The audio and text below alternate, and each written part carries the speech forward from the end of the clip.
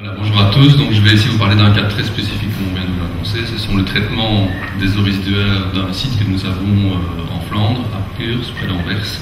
Mais avant d'entrer dans le détail, je vais peut-être d'abord vous présenter ce qu'on fait à Preyon en 2 minutes pour savoir un peu de quoi on parle. Donc, Preyon, c'est un groupe qui est spécialisé dans la chimie du phosphore. Donc, on emploie environ 1400 personnes, plus ou moins 800 à Liège et environ 200 à Anvers. Et on est leader mondial dans pas mal de produits, dans tout ce qui est chimie du phosphore, mais inorganique uniquement. Pas de chimie organique, c'est pour la chimie inorganique. Ça a intérêt pour la suite de l'exposé. Rapidement, on a 4 sites de production. Donc on en a un en Belgique, du côté d'Angy, un à Puurs, et alors on en a un en France et un aux États-Unis. Et je vais m'attarder plus particulièrement dans la présentation sur le site que nous avons à Puurs. Les produits qu'on fabrique à Preyon, on a 3 grandes catégories pour simplifier. On a tout ce qui est fertilisant. On en a parlé ici tout à l'heure avec les boues. On fait plutôt des produits un peu plus purs parce qu'on doit rentrer dans des fabrications particulières. Les phosphates interviennent beaucoup dans tout ce qui est alimentation.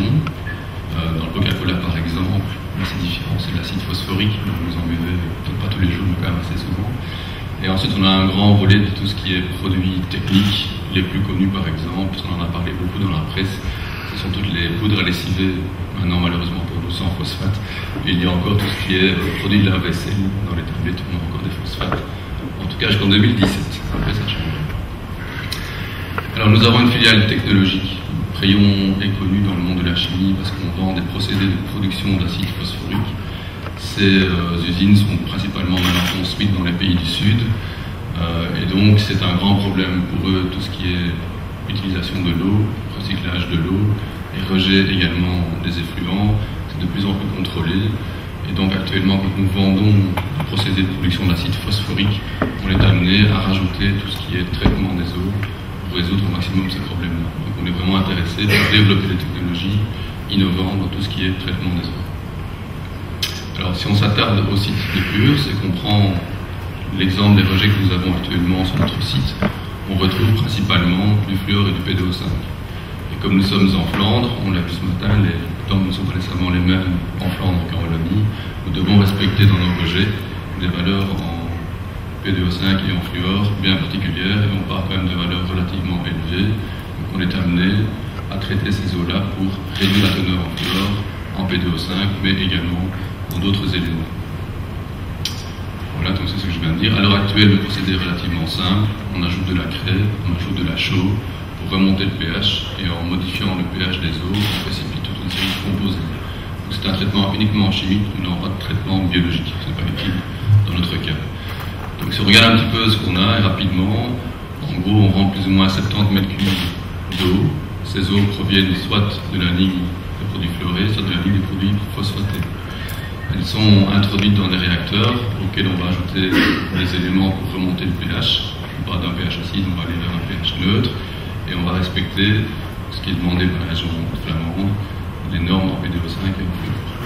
Évidemment, on va se retrouver avec des eaux qui vont sortir ici du filtre, on va dessiner des eaux purifiées qui vont sortir, et on a des boues, plus ou moins 10 000 tonnes, peut-être 50%.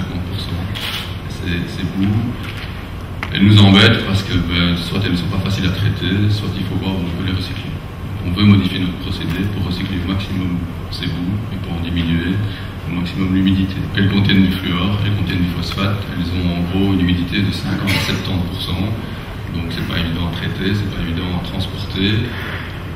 Après, il faudrait les sécher. Évidemment, qui parle de séchage entraîne un investissement, des coûts assez lourds, et donc on voudrait quand même regarder s'il n'y a pas d'autres possibilités pour arriver à réduire ces coûts. Alors, la première des choses qui a été faite, c'est ce qu'on est en train de modifier pour le moment. C'est très simple, c'est avant de compliquer le procédé, c'est de mélanger au départ les deux flux.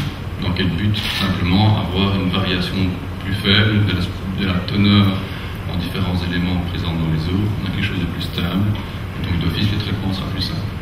La deuxième observation qu'on a faite, c'est que les particules du produit sont très fines, et qui dit particules fines dit problème de filtration, teneur en humidité plus élevée, et donc une des idées c'est de modifier un petit peu la façon de faire pour améliorer la cristallisation. Alors, dans la cristallisation, il y a quelque chose qui est assez connu, c'est d'avoir des germes ou des particules qui sont présentes à la base quand on commence une réaction. Donc ce qu'on peut faire de façon assez simple, c'est de reprendre ici une partie des boues qui ont été décantées et de réintégrer une partie au début du procédé.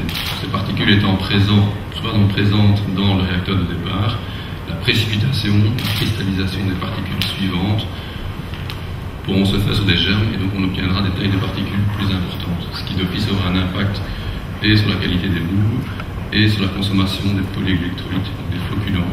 Si on a des particules plus grosses, on va consommer moins de flocculants, ça évite de devoir rajouter des éléments étrangers dans le procédé.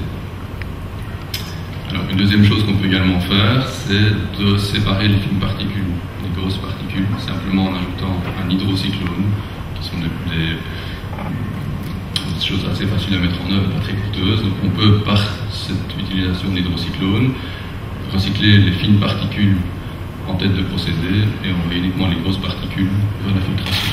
À nouveau, on augmente la taille des particules, on améliore la filtration et on obtient un gâteau qui est plus sec. Alors ça, c'est ce qu'on voudra faire dans le futur. C'est une observation qu'on a faite. C'est que, en fonction du pH, on peut précipiter favorablement le fluor et ensuite le phosphate. On pourrait à terme se dire, ça demandera des investissements, parce qu'on séparera deux particules différentes. On va d'abord précipiter tout ce qui est fluor, enfin le fluorure de calcium, qui a des applications, cette application-là on pourra vendre. Et on peut par ailleurs précipiter le phosphate, on fait un phosphate de calcium qui n'est autre, à peu de choses près, qu'aminoïde phosphate, qu'on peut alors ensuite recycler dans nos installations de production d'acide phosphorique.